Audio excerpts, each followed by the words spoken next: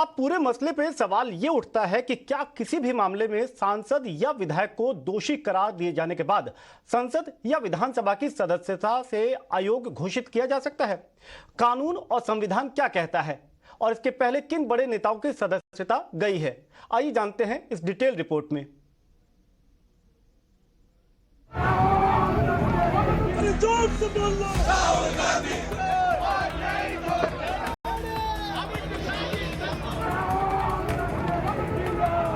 राहुल गांधी की सदस्यता जाने के बाद सियासी पारा गर्म है, लेकिन पहले भी ऐसा हो चुका है और वो भी कानून के दायरे में। अब कुछ इतिहास के पन्नों को भी खोलते हैं और जानने की कोशिश करते हैं कि अब तक कितने सांसद की सदस्यता गई है और कब गई है। 1951 में कांग्रेस नेता और सांसद एच.डी. मुदगल की सदस्यता रद्द की गई। उन पर संसद में पैसे लेकर सवाल पूछने का आरोप लगा था। उस वक्त प्रधानमंत्री जवाहरलाल नेहरू ने मामले की जांच के लिए संसद में एक कमेटी बनाने का प्रस्ताव पारित कराया था। वहीं मौजूदा बीजेपी नेता सुब्रमण्यम स्वामी को आपातकाल के दौरान 1976 में राज्यसभा की सदस्यता गंवानी पड़ी थी। उन पर संसद की गरिमा को ठेस पहुंचाने और देश के महत्वपूर्ण संस्थानों को बदनाम करने के आरोप लगे थे।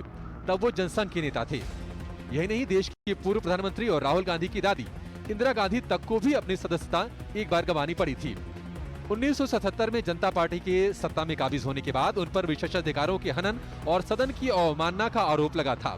साथ ही सरकारी काम में बाधा डालने, अधिकारियों को धमकाने, शोषण और झूठे मुकदमों में फंसाने का आरोप भी लगाया गया था। राहुल गांधी की मां और कांग्रेस की पूर्व अध्यक्ष सोनिया गांधी भी 2006 में सदस्यता गंवा चुकी हैं। संसद में लाभ के पद का मामला जोर शोर से उठने के बाद उन्हें इस्तीफा देना पड़ा था।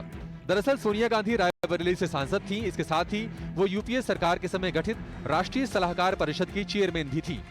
एक बार तो ऐसा हुआ कि सामूहिक तौर पर 11 सांसदों की सदस्यता को खत्म करने का ऐतिहासिक फैसला भी हुआ था।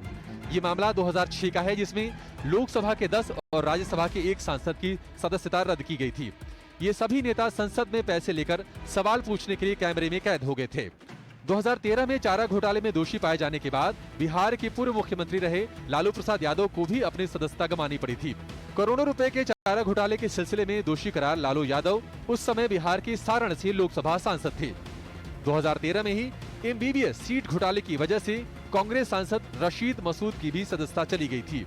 वो सीट घोटाले के मामले में दोषी करार दिए गए थे।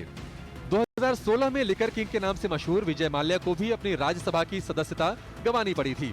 जांच में ये बात पता चली थी कि उन्होंने 10 साल से अपनी घोषित संपत्ति में कोई बदलाव नहीं किया था। दरअसल ये सदस्यता representation of the people's act 1951 की धारा 8(3) के तहत जाती है।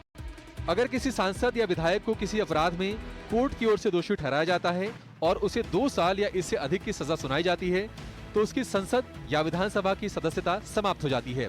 साथ ही नेता अपने रिहाई के 6 साल बाद तक कोई भी चुनाव नहीं लड़ सकते हैं। माना यह जा रहा है कि राहुल गांधी अब हाई कोर्ट का दरवाजा खटखटाएंगी और अगर वहां पर राहत नहीं मिली तो सुप्रीम कोर्ट जाएंगे।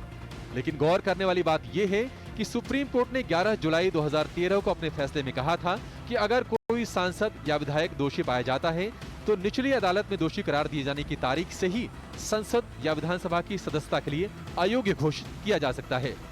Bureau report. तो दिल्ली में सियासी